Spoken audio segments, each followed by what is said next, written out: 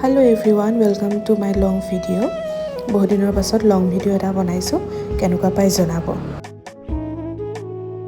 আজি বনাব লৈছো খুতুৰা আৰু মাছ তাকে এয়া গোটেইবোৰ আয়োজন কৰি লৈছো।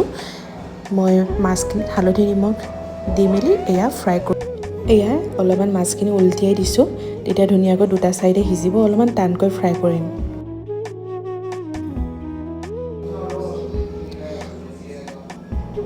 বাকি আপোনালোকে মাছ খাই কেনেকুৱা পায় জনাবচোন। মোৰ আগৰ ভিডিওটো মাছেই আছিলে এতিয়াও লং ভিডিওটো মই মাছৰে আনিছো।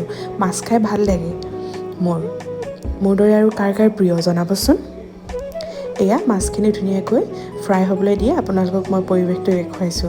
এফালে আকৌ মই ভাত বনাই আছো সবজি বনাই আছো আৰু এফালে মই ধুনীয়াকৈ ক্ৰাইম ষ্টৰিবোৰ শুনি এয়া কামবোৰ কৰি আছো আৰু মাছবোৰ ফ্ৰাই হৈ এয়া মই প্লেট এখনত কাঢ়ি থৈছো।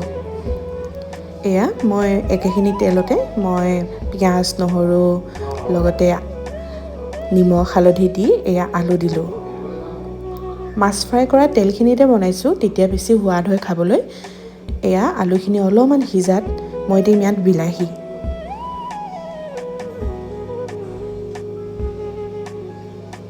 বিলাহীখিনি গলি যোৱাত মই ইয়াত দিম খুতুৰাখিনি। এয়া খুতুৰা দি লৈছো ধুনীয়াকৈ মিক্স কৰি এয়া যেতিয়া অলপমান তেল ওলাব তেতিয়া মই ইয়াত দিম পানী জলকীয়া কেইটামানো দি লৈছো।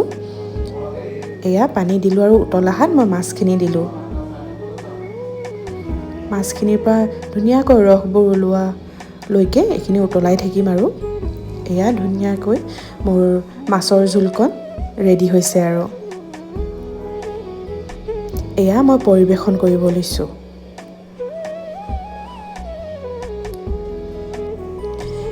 এই যে মাছৰ জোলকণ সঁচাই বৰ খাবলৈ ভাল হৈছিলে। ভিডিওটো কেনে পালে জনাব আৰু ভিডিওটো শেষলৈকে চোৱাৰ বাবে আপোনালোকক সকলোকে ধন্যবাদ জনাইছো।